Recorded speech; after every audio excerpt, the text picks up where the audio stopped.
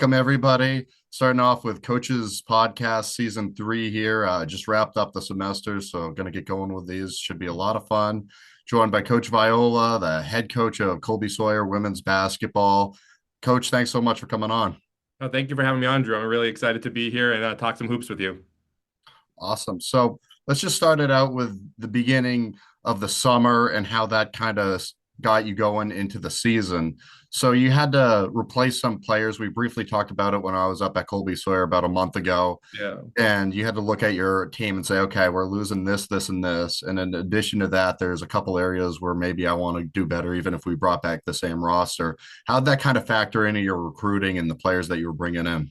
Yeah, I mean, I think kind of first of all is like looking at, our returning roster and we had a lot of first years and sophomores last year and kind of, okay, how can we help them grow and develop that summer? And okay, how can we have them be well, yes, recruiting to kind of improve our roster. I think how can like our individual development and kind of skill development piece help improve our roster? So we kind of looked at with our returners, where they were at last year and certainly okay, where they can look to improve in the off season and kind of get better kind of moving into the year. So kind of two big areas we really looked or three big areas really we looked at was, improving finishing at the rim for everybody, kind of guards and forwards. Our three-point shooting being better and then kind of trying to reduce turnovers were kind of the three big areas we looked at and kind of built our summer workouts and kind of our skill development for them to take home and do on their own around those kind of three key areas. And so that kind of led to our excitement of our three incoming first years that we brought in, Ari,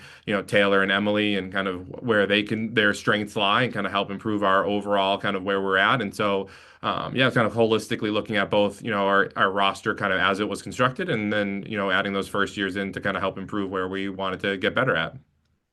Great answer. So when you evaluate those players, what'd you see from Taylor? Obviously, I got to cover Taylor a little bit at Newport. She's an outstanding player. I think I only saw one game from Emily when she was in high school, which was the state championship, where they played a really good Bedford team, and they were the runner-up that year, Yeah. which would have been her junior year, I'm pretty sure. Yeah. So when you were looking at those players, what did you see that they really possessed to bring to your team? Yeah, I mean Taylor kind of was that kid that was so dynamic and could do, handle the ball, shoot the three, kind of facilitate an offense as a point guard, but also flow into being a wing and knock down shots and get to the rim and score. And so she was one we were excited about just knowing all she brought to Newport. And, one of our assistant coaches has known her for a long time. And he was really excited about kind of saying to me, I think she can just keep getting better at the college level. And he's certainly been right so far. And we're going to keep seeing it. And then for Emily, it was that, we kind of looked at her as that 3-and-D kid coming into college. And I knew certainly just how hard she worked, and she was a kid whose work level was kind of off the charts, and I knew and I had this kind of hope and a kind of realization that I think she was going to keep continuing to get better, and we just kind of scratching the surface of how good she could be from her high school days. And I think being at a strong program like Pinkerton and having those playoff runs and playing with really tremendous players, I thought kind of set the stage for her to kind of come in and hopefully be a difference maker early. And I don't know if I expected her to do as much as she's done already, but that was kind of an incredible surprise. I knew how good she could be, so it was a surprise and it wasn't at the same time. But I think Taylor and Emily certainly were those ones that we looked at as like really great kids, and RE2, our third other first year, like these are three just great individuals that were going to come in and work really hard. And so I always kind of recruit from if we can get those first two things, being a really great person, a really great kid, and then going to really work hard. I think it sets the stage for them to be special players, and so far it's really kind of showing that to be true. And Ari struggled with some injuries here early, and we're hoping to kind of get her back after Christmas too. And I think she'll kind of step right in to kind of see similar stuff that we're seeing from Taylor and Emily as well. Now that you've gotten into the schedule and gotten rolling, obviously, is that first Keene game might have picked the wrong game to go to. It was a fun local game, Yeah. but then you guys kind of started to make more progress building off of that game. Obviously, you weren't fully healthy for Yeah. that game. But talk about the pieces you had returning back. You obviously have Lauren, who transferred in the middle of last year. Liza's a senior this year, I'm pretty Yep. sure. So you Yep. still had some pieces, McKenna. So a lot of Yep. local names Yep. from New Hampshire. Just speak on them and what you kind of saw as being their level of production entering this year now that they've, at least all of them have had some experience with you guys at this point. Yeah, no, I think we kind of looked at, Eliza as that senior leader and Ken too as well, McKenna as well, kind of stepping in from and leading this group from their years of experience. And um, Eliza certainly we rely on a lot from just kind of, I mean, everything. I mean, she does so much for us from rebounding to scoring to passing. I mean, she's a 5'11" post player, but she facilitates in transition. She's so well rounded, kind of that new era of big that we're seeing in the NBA and WNBA and certainly college. And she's kind of done that here. And she's a great passer, great ball handler, great rebounder, great defender.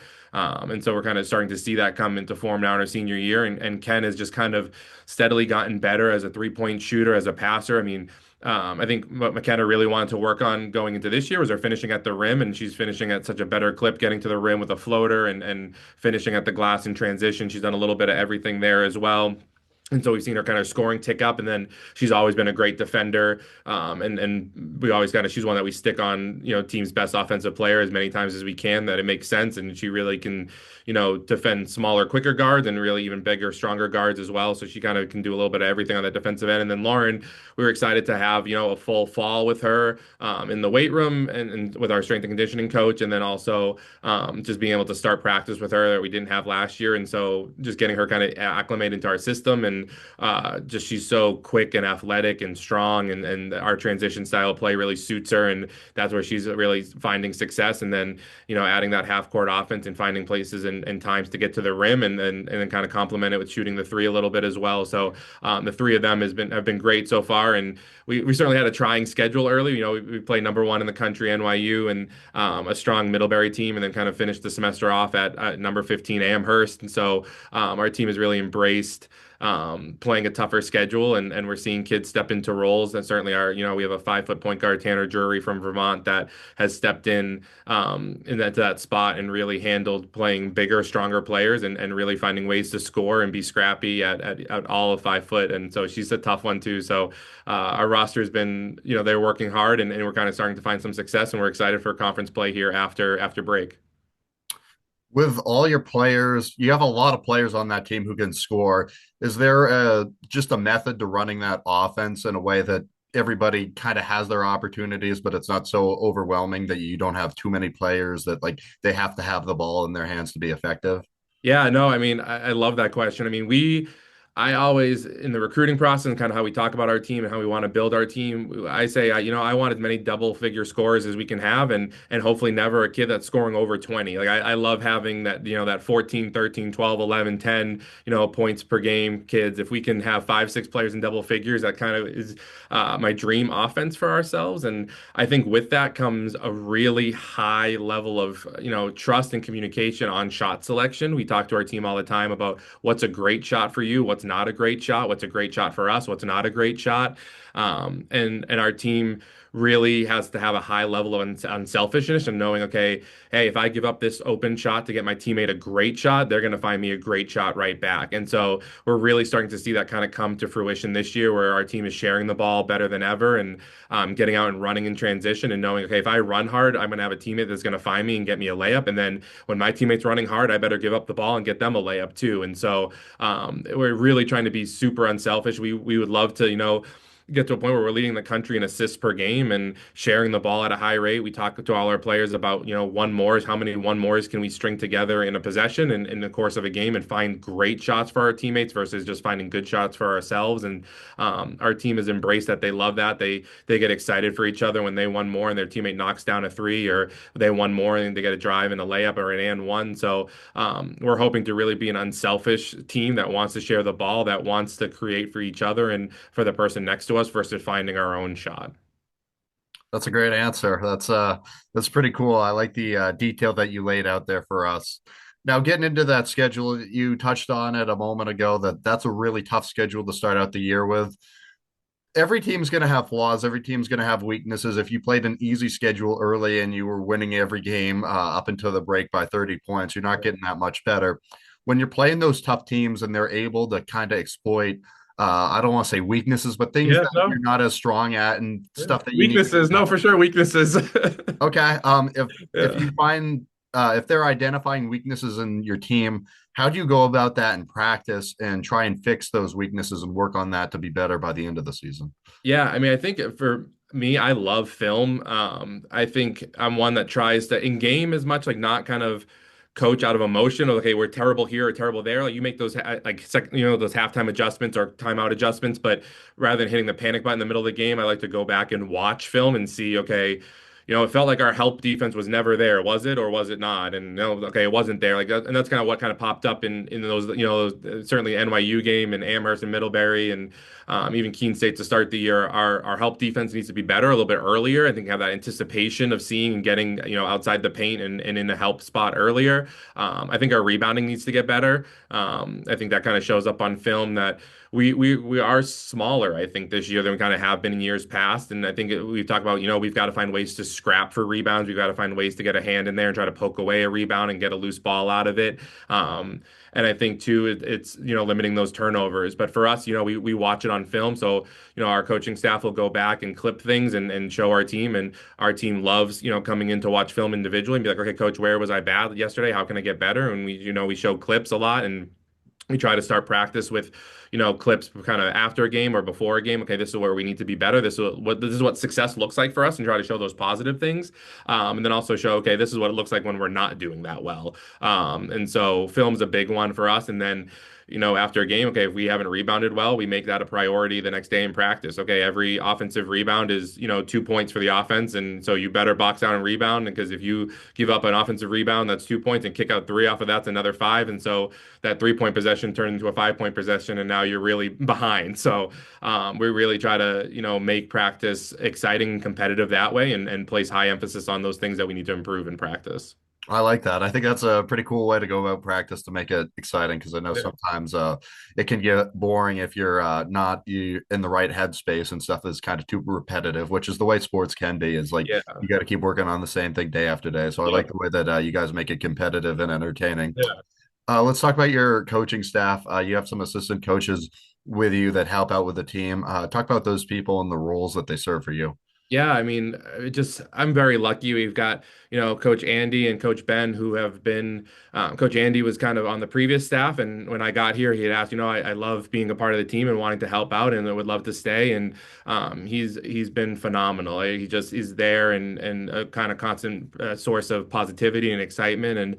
And Coach Ben had kind of been around New Hampshire basketball for a very long time and coach at the high school levels and helped out kind of all around. And he's one that's going out recruiting with me, and we're talking, New Hampshire basketball, and he's a good one. I'm bad. I usually take my timeouts home with me. He's one to tap me on the leg a lot of times and say, "Hey, we might need one here. We don't need to save all of them for the end of the game." So we got just lucky to have two guys who have been in it and kind of that calming, reassurance for me when I need it. And Coach Allen is our head athletic trainer here, but has been around the game for a long time, and he's stepped into a role and just really helping, the X's and O's, the player development piece, and really helping kind of me firm up. And he's a good one to always ask, why do we do it this way? Why do you teach it that way? And so I have to know, and a good way to push me to be better and know my why, so I can tell the team why our why. And then kind of even beyond that, Coach Courtney Lampert is our, our head strength and conditioning coach, and she's like an assistant coach for us. That she's, developing our warm up and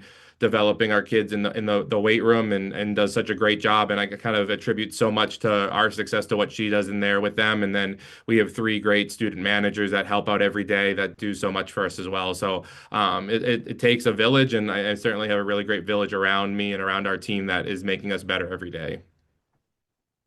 Cool. Seems like it's really a team from the players to the coaches. Yeah, I mean, that's the hope. I think that's kind of all I ever know.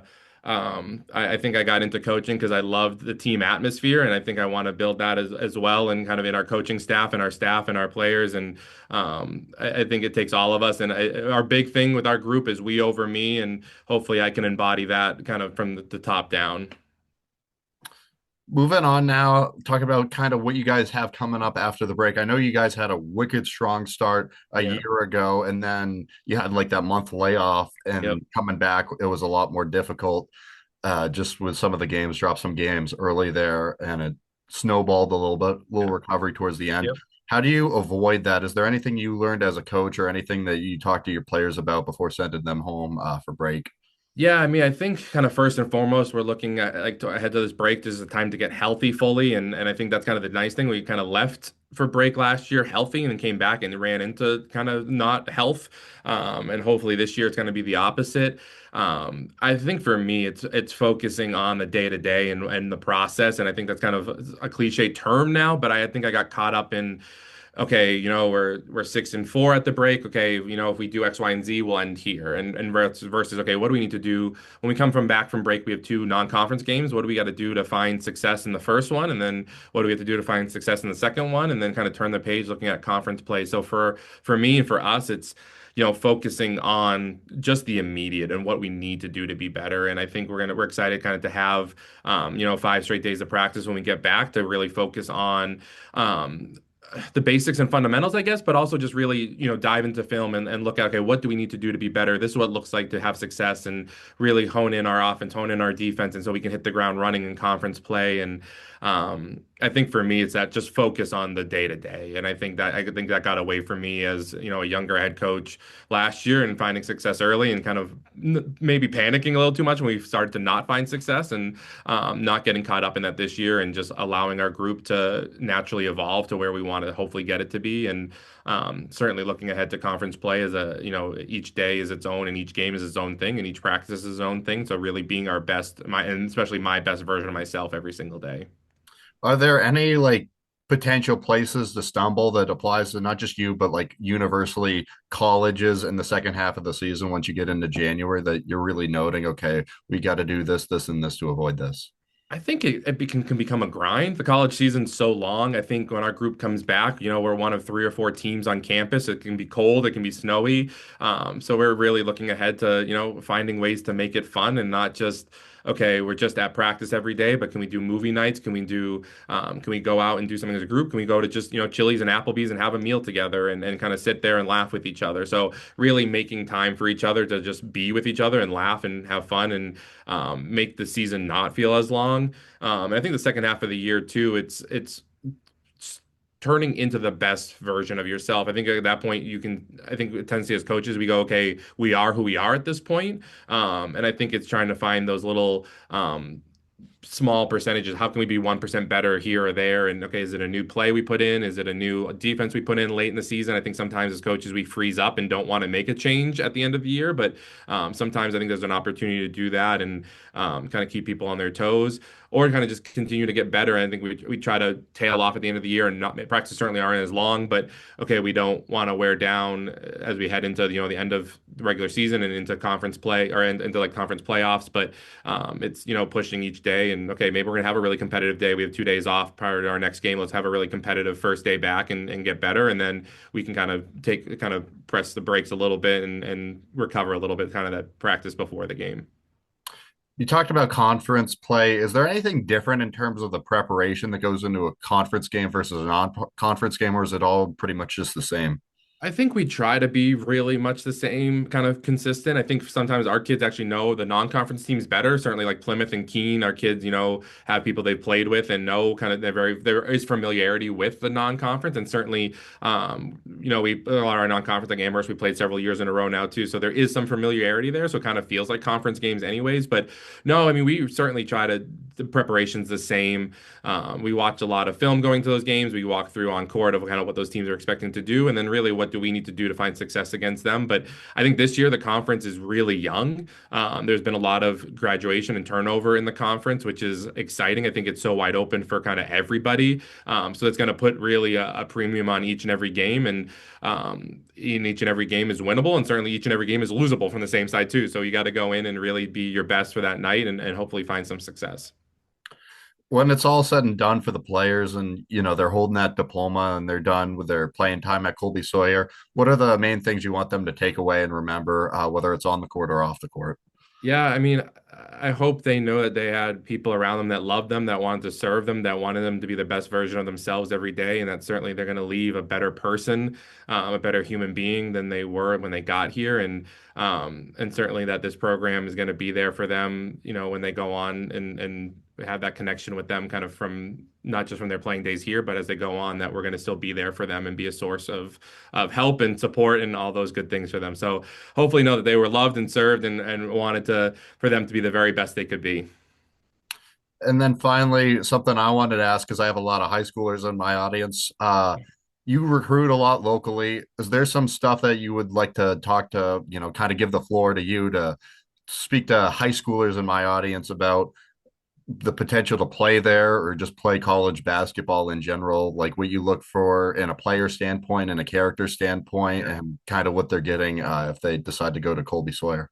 Yeah, I mean, I think first and foremost, I think what we're looking for is people that are excited about who we are as a college and a school. And I think this is such a special place. So when I get those people that reach out that go, I've looked at your website, I've watched some videos, I've seen you play, and the college is really what I'm looking for. I'm looking for that small family environment, that small community that's going to support me. And when people reach out and kind of have that excitement, and then and then hopefully when they have that excitement when we get on the phone with them, and certainly if they come on campus for a visit, I think that's something that I'm very much drawn to. I want people who are excited, that love the opportunity to be here. We talk to our team all the time that there are a lot of people that want to be in my shoes and our kids' shoes and want to play college basketball, want to coach college basketball, and I'm so stinking lucky to be here. It's a really special place. I'm surrounded by great coaches, a great athletic director, and a new president who's doing awesome things for our college. So it's an exciting time for us. But I think for kids who are okay, I want to play college basketball, reach out early. That don't be afraid as a sophomore or junior. Hey, coach, here's my schedule. I'd love to have you come watch. I mean, right now, I'm not 4 high school games this week. I'm going to be at 5 and 6 on Saturday. Next week, the same thing. And I think it's a great. I love going to watch kids play locally. I love watch AAU is great. I love getting out in the summer, but there's something about watching a kid play for their high school on a Wednesday night or a Friday night, and knowing that they have class the next day and got to go have an exam maybe the next day, and they're playing their hardest that night before. And but don't be afraid to reach out and make that connection and go, hey, coach, can I connect with you on the phone? Can I talk to you? Can you learn more about you, and can you learn more about me? And I value that relationship piece. I think as many ways as we can have connection and touch points with our prospective student athletes that we're recruiting. I like trying to get out 4, 5, 6 times to watch them play. I love having to get on the phone with them. I love when they come on campus for a campus visit and a tour, and can show them kind of what makes Colby-Sawyer special. So it's those multiple touch points I think are so important. And then finding that place that you really, really want to be. And I think Emily Leonard's a perfect example of that. I think that was a long recruiting process. I started kind of watching her like the spring of her sophomore year before she came to junior, and she really loved everything about Colby-Sawyer. And you can kind of see when a kid makes that decision to come here and excited about it, you can realize that you'll thrive here. And certainly she has been thriving earlier on in the season and done really well. So I think that's the biggest thing, that Colby-Sawyer is a special place. I love it here. I always say I want to be here as long as humanly possible, and build something here that's special. We've seen kind of what happens when people put down roots and stay here a long time. That's been the example from the coaches kind of before me. And certainly I want to do the same thing and get this program back to, conference tournaments, conference championships, and certainly make NCAA tournament appearances here. That'd be awesome. Yeah. Well, thanks so much for coming on, and I look forward to hopefully going to some more games in the future. Thank you, Drew. I really appreciate it. Would love to have you anytime. Please subscribe to the channel and like the video to help me expand my local sports coverage. Thank you.